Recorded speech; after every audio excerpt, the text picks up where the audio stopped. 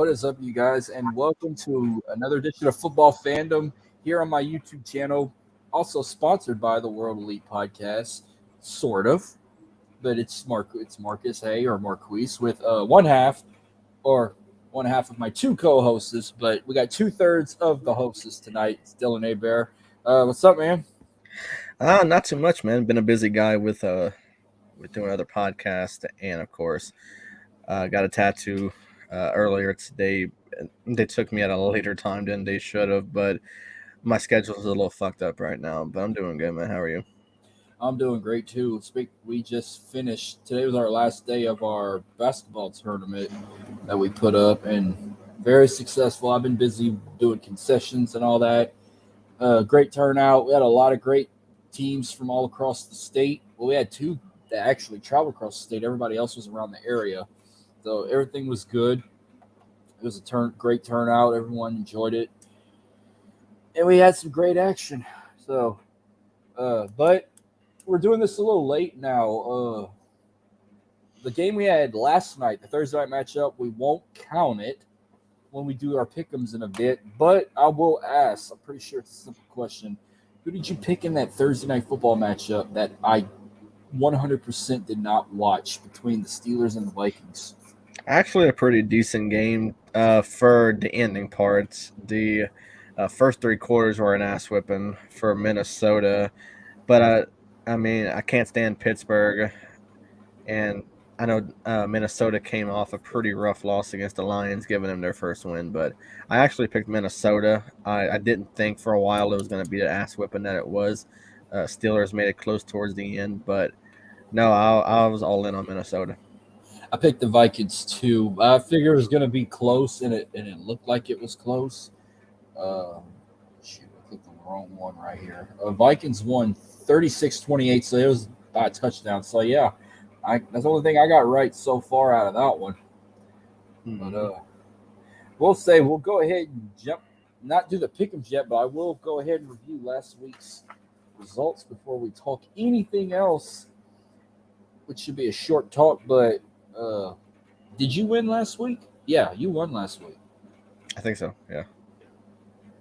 Well, I'll go ahead and pop that up. I think you did because that was when we did conference championship. No, yeah, the week before that you won. Now when we did rivalry week, you won that week.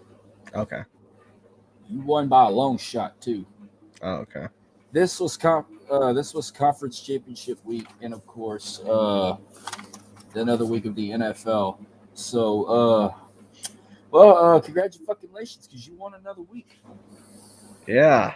There we go. Kind of like any usual week, you came in the winner of this week at 17. I was the runner-up at 16, and Jordan came in at last with 15. Ooh. So another win for you in the column, and you now have 6 total wins out of all of us. So you are in the lead right now, and I'm right behind you at 5. Yeah. Oh wow. So you got 6, I got 5. Jordan has 2, and then our Oof. 2 surprise guesses from the last couple weeks are tied at 1, Joe and Eli. Yeah. But I don't even want to talk. If it comes to Saints wise, I have nothing to fucking say. The fucking Cowboys, that's just I'd rather lose to the Falcons than lose to the fucking Cowboys. And when they got one of the worst team, if not the worst team in the AFC. And I ain't talking about Jacksonville Jaguars. I'm talking about the Jets.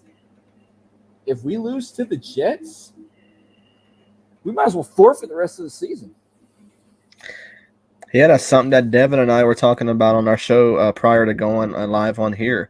If the Saints lose to the Jets on Sunday, you may as well pack it in for the season and start thinking about next year because there's no hope for the playoffs. I mean, there's already so much of a slim chance on making the playoffs for the Saints, but right now the hope is not looking good. And if you lose on Sunday to New York, that hope's, pretty much gone.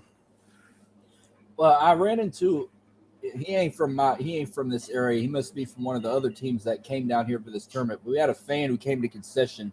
He was all in his Saints gear. he had his hat on. He had an old school Saints jersey on. He had a Darren Sproles jersey on. Damn. And now I was picking with him a little bit. Then all of a sudden he was like, looked at me. He was like, man, what we gonna do this weekend with the Jets? I told him, I said, bro, I don't fucking know. I said, first of all, they need to fix this quarterback situation. I said, I don't know who to put. I said, we got nothing to lose. Why don't we just let Ian Book make a start? Because I'm over Taysom Hill and I'm over Trevor Siemian. And then he looked, I said, what do you think we should do for next season? He told me straight up. He said, well, get rid of Trevor. Don't put Taysom at quarterback. Keep him away from the QB position. Hopefully they could work something with Jameis out. That way we can at least keep him another year and draft a quarterback because we got some good quarterbacks coming in the draft next year. That's what he told me. It's not the greatest quarterback class of all time, if I'm being honest. But I mean, whoever that fan is, I got to agree with some of the things he was saying. I'm not a big fan of Trevor Siemian. Taysom plays every position well, other than the quarterback position, like he should. Jameis, of course, I want him to be our quarterback next year. But if the Saints decide to go all in next season, I wouldn't be shocked if they went after a possible trade for Russell Wilson from Seattle. Seattle's and Russell Wilson's relationship is already not great. So I wouldn't see why the Saints wouldn't want to bring him in and start something new with Russell Wilson. I know. It's just weird. Like if the rumors were true and we would have that chance to get Russell Wilson next year, I just can't see him not in a Seahawks uniform. Yeah, it's going to be different. Like a big change coming. Right. And he was like, we should still beat the Jets. I'm like, yeah, but I think Zach Wilson's back. That don't mean nothing. I mean, I would honestly be more scared if we were going against that other guy, Mike White. I'm not scared of Zach Wilson whatsoever. I don't think I'm scared of either of them. Mike White was playing good at one point, and I mean, if it ain't for either of them, they would go for Joe Flacco. That's their other quarterback, but it doesn't matter who they start. I think the Saints are going to pull out a win this week. I just wish I could predict if we had a better chance of winning. That way, I could just bench Elijah Moore on my fantasy team. Because I want the Saints to win, but if I want Elijah Moore to give me some points, they'd have to blow him out. And I'm like, golly, I need to bench this guy. But he's giving me some high points, but I want the Saints to win. So I'm in a tight situation. Well, fantasy, I wouldn't worry about it this week. We're all locked into the playoffs. We're already locked in the last two teams, which I believe is Jordan and another friend of ours. So they're out. I mean, they have mathematically been eliminated. So we're all locked in. It's just what position are we locked into right now? That's the big question. I have Elijah Moore in my family's league where I'm in last place. Well, are you playing for the playoffs or are you basically done already? I'm basically done, but I mean, I'm trying to finish strong because that makes sense. This is one of those years where I'm playing in two leagues, and like one league, I look like I'm not knowing what I'm doing, but in another league, I was the number one seed for 7 consecutive weeks, and I dropped to the number 3 spot. But you blame that on IRs and bullshit like that. Games that my players should have won. Mm-hmm. Guys like Mac Jones or Josh Allen, for example. And some of them I've had related to injuries and IRs. Like, I'm going to put it this way. Y'all need some advice. Do not, and this wasn't in y'all's league. This was in my family's league. Do not, I repeat, do not draft Christian McCaffrey. Well, no, he's injury prone, and we learned this the last couple seasons. This was strike 3. 3 years in a row I drafted him. Look what happened. Mm-hmm. All 3 years. So I'm washing my hands of McCaffrey. Fuck him. I'm never drafting him again. Yeah. But it's not good. Yeah. I'm doing more NFL talk because I barely have much to say on college. There's nothing to say for college. I mean, I have a few to say on our behalf, but before we move further, I do want to send my thoughts and prayers on if for the one viewer, Jordan, watching. But I mean, if I put this on my YouTube, if I send this link on my Twitter page, or if I share about, hey, we got Football Fandom up, I want to send my condolences out to the family of Demaryius Thomas, who recently passed away. Was it yesterday or 2 days ago? It was yesterday. It was yesterday. I think he was 35 years old. He's a He couple was years older. 33. Oh, he's a year older than me. Holy shit. Yeah, he was 33. Would have been 34 on Christmas Day. Yeah, he was born on Christmas Day. I remember that. So he died 2 weeks before he turned 34. Correct. And the only thing I remembered from his history was he was involved in a car accident that involved seizures, and they found him dead in his home, and they are still investigating whether if it was one of the seizures that caused his death or the rumors. Like, you got to be careful with blog writers on the internet or people like that. I want to say maybe it was a homicide or a suicide. I haven't heard any bad decision making like that with Demaryius Thomas. No, neither have I. The only thing I know as of now that he was found dead at his home in Roswell, Georgia, just 2 weeks shy of his 34th birthday. So a very sad situation for the 5-time Pro Bowler out of Denver. I mean, he's most known for that miraculous touchdown from Tim Tebow against the Pittsburgh Steelers in that playoff game. That's what a lot of people know him for. But this guy, he was a great football player, but an even better human being. Of course, a big hit for the football world. He's going to be missed. But until I see something from a verified source, such like Adam Schefter, Ian Rappaport, guys like that work for NFL Network or ESPN, I'm honestly not going to believe those smaller journalists that are going to report his cause of death before we even know anything. So the possibility could be the seizures or something health related, but I don't think any foul play was suspected at the scene. So until I hear anything, I'm not going to believe it. But as of now, my thoughts, my prayers, my love go out to his family during this difficult time. I know it's how hard it is to lose someone, especially so close to Christmas, so close to the holidays. So my love goes out to them. Me as well. Little quick recap of this man. He played his high school career at West Lawrence out of Dexter, Georgia. Played his college career at Georgia Tech, where he was first team All ACC in 2009. He was drafted the 22nd pick in the first round in 2010 to the Denver Broncos, where he did play 9 seasons with the Broncos. Was a Super Bowl champion, and along with Peyton Manning in Super Bowl 50, 4-time Pro Bowler, 2-time second-team All-Pro, and career stats. He had 724 receptions, 9,763 receiving yards. He averaged 13.5 receiving average, and he had a total of 63 receiving touchdowns.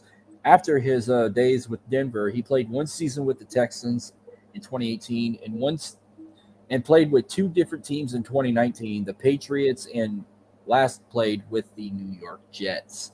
So, I remembered his that catch with Tebow, and I didn't remember his performance at Super Bowl 50, which at one point I was wanting to get the Broncos defense as well as him on my team because Peyton Manning was gone, and I was that was when the Broncos were stacked. And 1 year, I think it was after he won the Super Bowl, I was lucky to get Demaryius Thomas on my fantasy team once in my life. So I got to give him some love and shout out for giving me some fantasy points. Fortunately, I didn't get him the year he went to the Super Bowl and won. But I got him the following year. I made sure I got him that year. But yes, sad to hear about that, especially when it involves any well-known athlete like that. Like, remember how we all felt when the loss of Kobe Bryant, but that was a whole nother level. Yeah, that was wild. This was kind of a mid-level. Yeah, this was wild. I mean, with Kobe, that was crazy. But if you could say you're a Super Bowl champion, I wouldn't consider him mid-level. He might be like in between that Kobe level or maybe the Peyton Manning level and the mid-level. If you're a Super Bowl champion. Because then, I mean, a 10-year career, I mean, won the Super Bowl, made the Pro Bowl 5 times. So they're going to honor him at halftime of their game Sunday. So I think that's a kind gesture for Denver. But he had a great career, to say the least.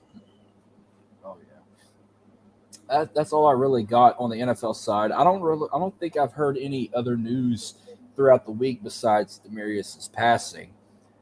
I haven't heard nothing either. I don't think so. Yeah, but except the Monday Night Football game I barely watch, where Patriots they could do better without Tom Brady. Just Mac Jones didn't cost me a game because he handed the ball more than threw the ball. He threw a ball like 3 times. Yeah, he only had like 3 passes the whole night. And he only had like 41 rushing yards, and he just carried. He handed it on the carry throughout the fucking game. Yeah, it was a crazy game. Yeah, like, but on the college side, this is the last. Well, the regular season week for everybody is complete. We already know bowl games. There's only one more game left. We all know what that is. We'll talk about it in a bit. Let's talk about some LSU stuff real quick. I don't think we did mention about the hiring of Brian Kelly on last week's.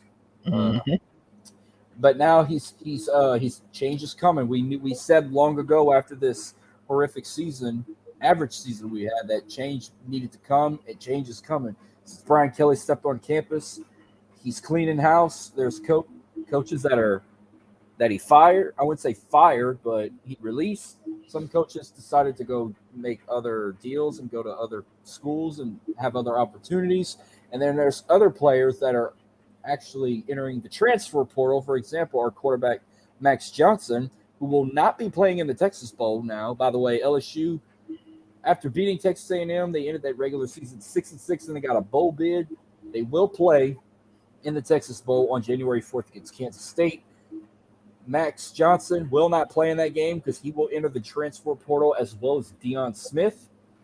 So, former Lake Charles Bar Buck, who moved to Marcus High School in Dallas, Texas, Garrett Nussmeier, will be the starting quarterback but they're going to have to take the red shirt off of him, which I believe that they're going to do that. But Ed Ogeron's not coaching the game, but neither is Brian Kelly. Brian Kelly's not making his official debut as the head coach until next season against Florida State. So we have an interim head coach. You know who I'm talking about, the Baton Rouge native, who loves LSU just as much as Ed Ogeron.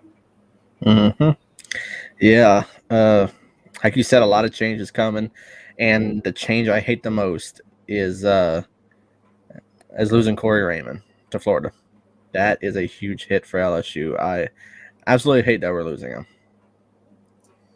Yeah, but there's some people like you think. I'm wondering why you think like some people are asking me why is Mac Johnson leaving? Is because he can't stand Brian Kelly? You know, like Brian Kelly's coaching. I'm like, possibly, but yeah, I wasn't. We have won games without Max Johnson. I think we'll be fine in this one. I'm not even worried about it. I'm just as bad as I feel saying this. I can't even remember that interim head coach's name to save my life, and I'm trying to scroll through my tweets to remember his goddamn name. And I got a long way to scroll down. Let's see. I can probably bring it up real quick.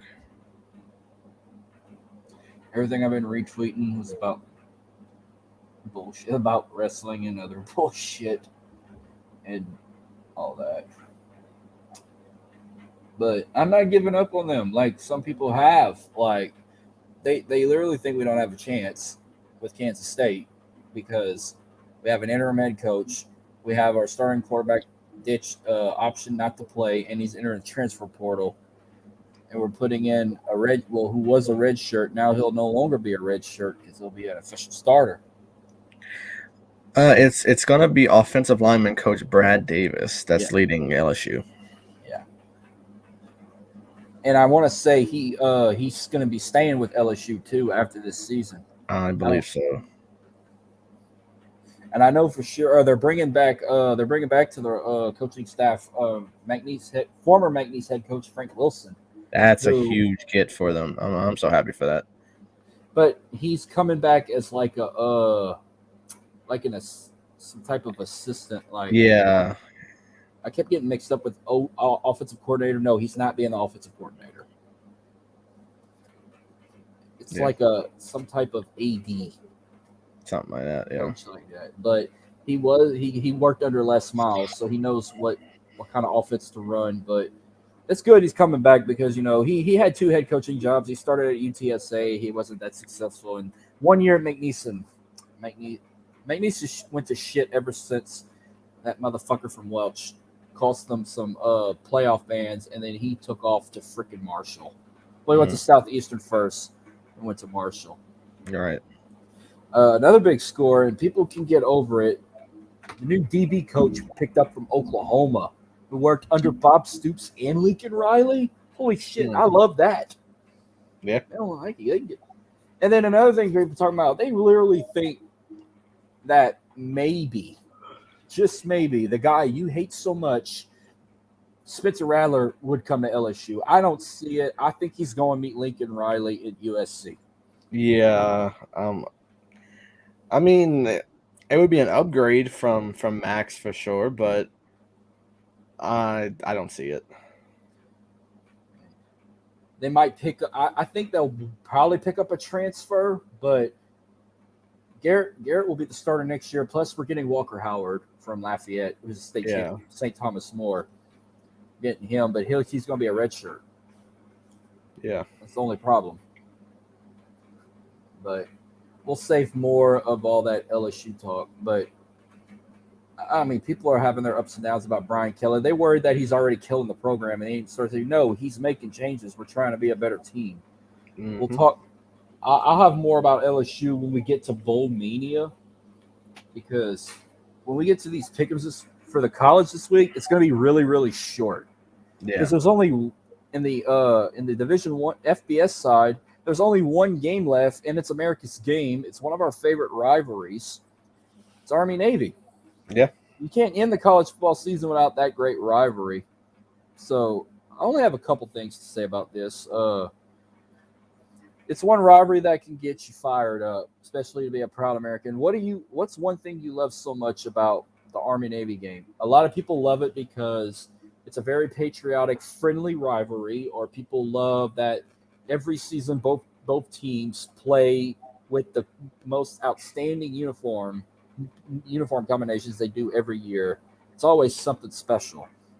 Or it's something else. Like, what do you love so much about Army-Navy that you say, "Oh, I love it because of this"? You basically took the words out of my mouth. It's that friendly rivalry. I love the uniforms. I love everything about this rivalry.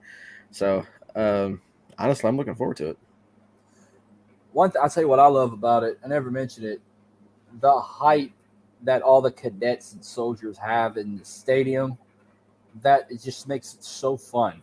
Yeah. Like, when they get a first down, they act like they scored a touchdown.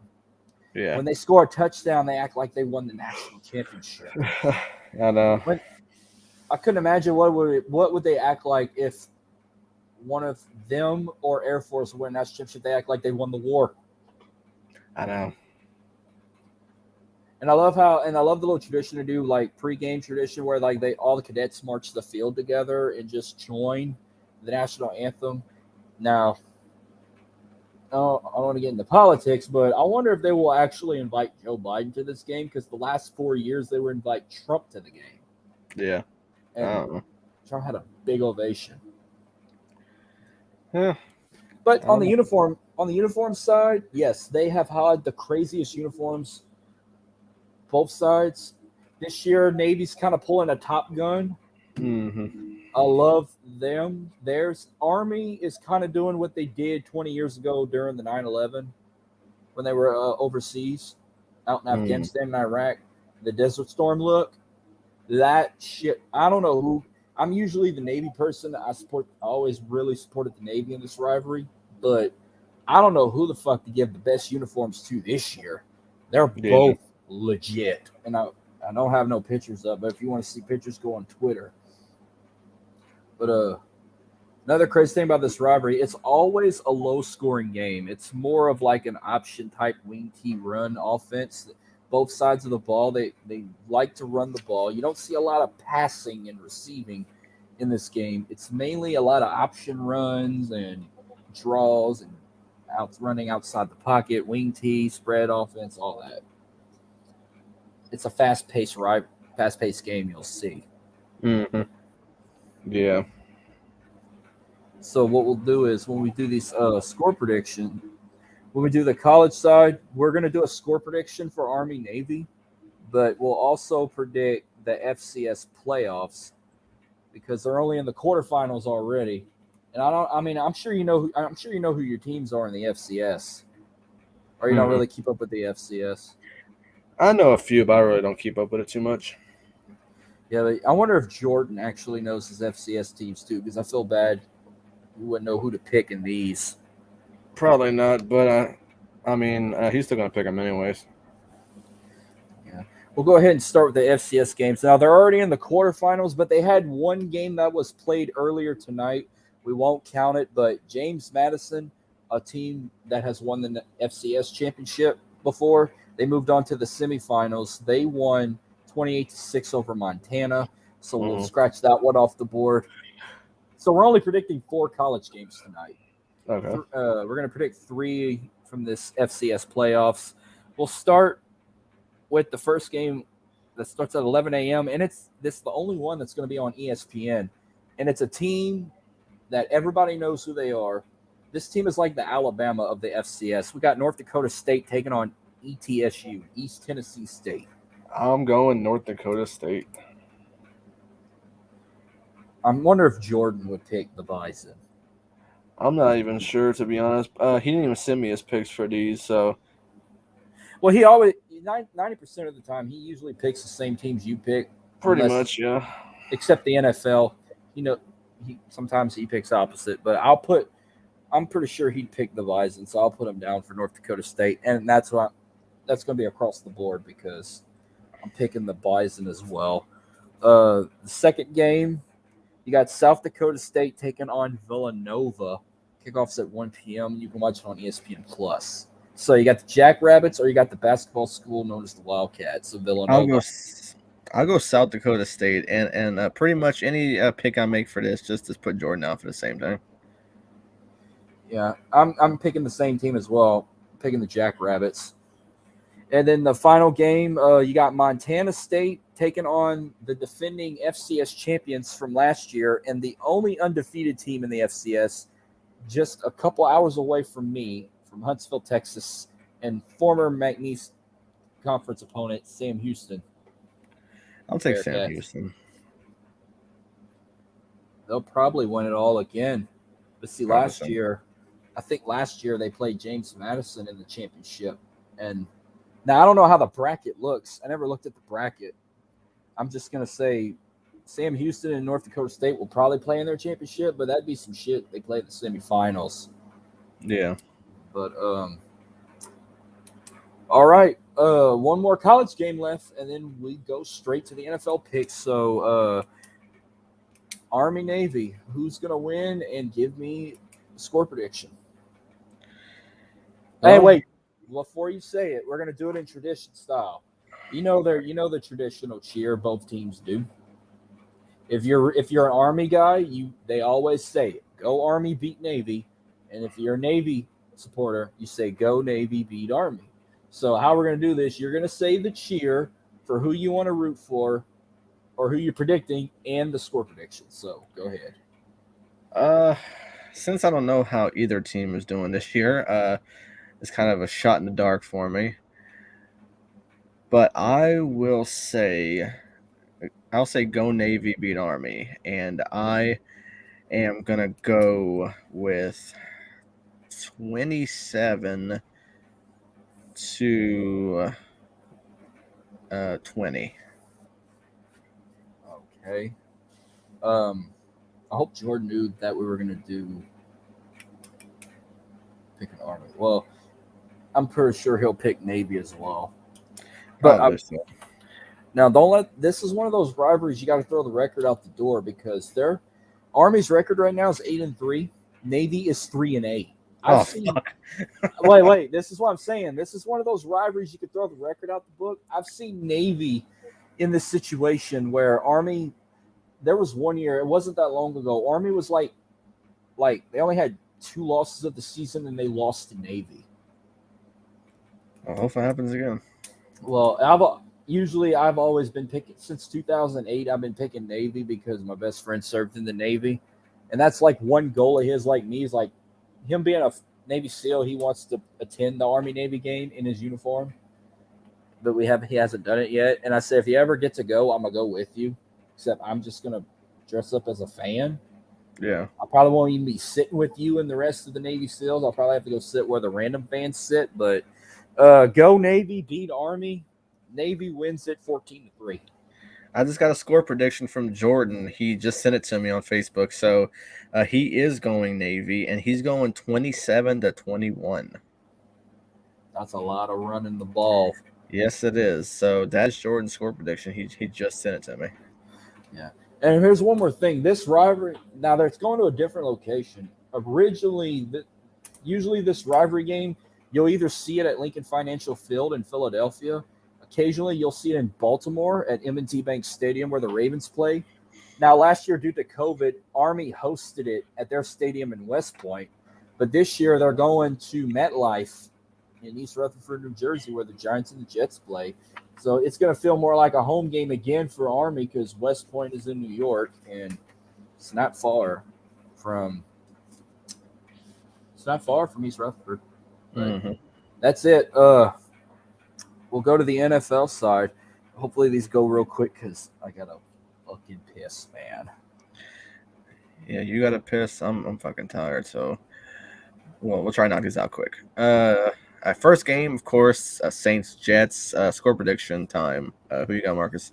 Oh, this is actually good. For the first time I'm saying this for a Saints game, this will be a toilet bowl game. Okay. It's gonna be close, but I'm gonna say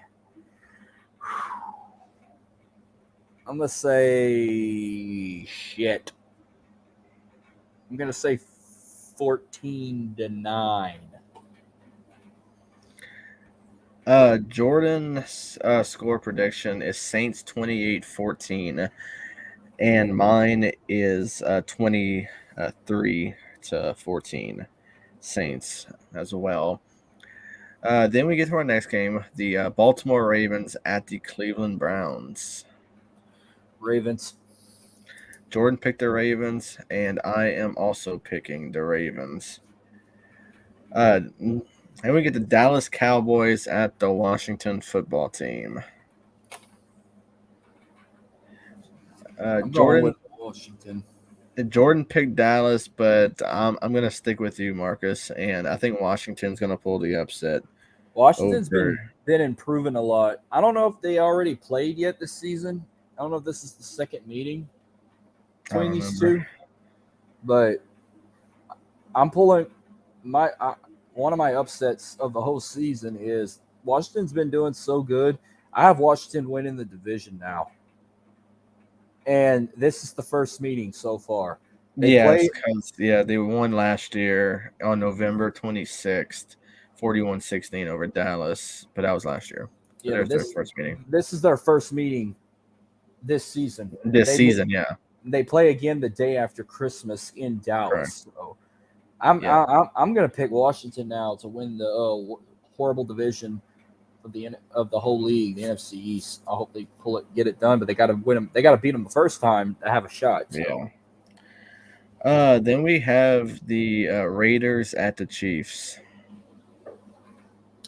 Man, the Raiders always play the Chiefs tough, but they're playing at Arrowhead, so I'm going to go with Patrick Mahomes and the Chiefs. Jordan's going with the Chiefs, and I am also going with the Chiefs. Seattle at Houston. That's another toilet bowl game, but I'm going with the Seahawks. I'm going with Seattle, and Jordan is going with the big upset of Houston over Seattle. Wow. Yeah. Jacksonville at Tennessee. Well, that's another toilet bowl game. Tennessee is going to beat the living hell out of them. And it's in Nashville. Jordan's going with the Titans, and it's a sweep because I'm going with the Titans also. I don't think Jacksonville's going to score. It'll probably be like a shutout. There's a chance, yeah. Then we have the Falcons at the Panthers. Ugh. We might have a. I don't know. This is always an interesting rivalry. They always make it close. Atlanta plays Carolina tough, just like plays us tough. So, I'm gonna go with the Falcons. Real close. I'm gonna take Carolina in this one. Then Jordan picked. Let's see. Jordan picked Carolina also. Then we get to the Lions and the Broncos. I mean, I don't know what's really going on with Denver lately, but yeah, I'm happy that the Lions finally got that win. But they'll be lucky if they win another game. Give me the Broncos. They'll be close. Jordan's picking the Broncos. I'm picking the Broncos also. Detroit has too many people out right now. Broncos, I feel like with their honoring of Demaryius Thomas at halftime, they have a lot to play for. They're gonna get some help from above, and that'll be a win for Demaryius Thomas. Yeah, they're gonna win for sure. Then we have the Giants at the Chargers. Jordan's picking the Chargers. I'm picking the Chargers also. 49ers at the Bengals. Man, I don't know what's going on with Joe Burrow. I don't know how he's been a Pro Bowl nominee the way he's been playing. As much as I would love for him to win this game, don't count out the 49ers, but I'm not going to pick against Joe Burrow unless he's playing the Saints. I've seen the Bengals upset some teams this season. This is more of an even game. Niners are 6-6. They're 7-5. Niners are -1.5. Bengals will win, but they won't cover. Jordan's picking Cincinnati, but I'm taking San Francisco. Then we have a really good game. It should be America's game of the week. I'm pretty sure it'll be the Bills at the Buccaneers. I don't see Buffalo's heated after that loss over New England. I could probably see them lose 2 in a row because they're playing in Tampa, and they don't like to have Tom Brady lose at home. But I'm gonna pick the Buccaneers, but I wouldn't be mad if Buffalo wins. But they better be ready. They better be ready. Yeah, it's another sweep for this one because Jordan and I are each picking the Buccaneers as well. Then we get to our Sunday night football game, Bears at Packers. Oldest rivalry in the NFL, over 200 meetings. It's in the frozen tundra, and it's been below freezing in Green Bay lately. Packers never lose in the frozen tundra with that kind of weather. Go, Pack, go. It's a sweep. We're each taking the Packers as well. Then we get to our final game of the week, Monday Night Football, Rams at Cardinals. Well, as much as I would love that, but you look at the Cardinals. I think they have the best record in the NFL already. They're the only team to get 10 wins. They basically already – I think they're the number 1 seed in the NFC, and they're the number 1 seed in the league. Maybe. But I would not be surprised they blow this game. I got a feeling they're going to blow it, so I'm picking an upset. I'm picking the Rams, unfortunately. Jordan's taking the Cardinals. I'm taking the Cardinals also. This is going to be a good game regardless. Because trust me, I've seen the Saints do some shit like this before. Mm-hmm. They go 13-0 and they just fucking lose out, but still win the Super Bowl. Cardinals is like, oh, we got 10 wins. We'll take another loss and we'll still be number 1. And the Rams play Arizona tough too. So right, yeah, just this once. And I wouldn't mind being proved wrong, and the Cardinals go 11-2. But I just believe they're going to blow it, and they're going to take another loss, and the Rams get the win. That will do it for tonight. Yep. We are 2/3 of the World Elite podcast on this special edition of Football Fandom. You can follow Dylan at Real Dylan Aber. You can follow me at Marcus Hay. You can follow Jordan at Jordan_J2000. And you can follow our podcast at World Elite Pod. Subscribe to the podcast YouTube channel or my YouTube channel to watch our wrestling episodes of the podcast or these football fandoms. You can also follow us on Facebook and Instagram. And you can also subscribe to the show on all streaming platforms: Apple Pod, Spotify, Spreaker, Google Podcasts, iHeartRadio. And the World Elite Podcast is sponsored by 80stees.com. So be sure, check us out. We are the pod of your weekly on Fields of Wrestling, and we got a brand new intro. I need to memorize that because I might have a new way to kick off the show. But that will do it. You guys have a wonderful weekend. Enjoy your football and wrestling, and we'll see you guys soon.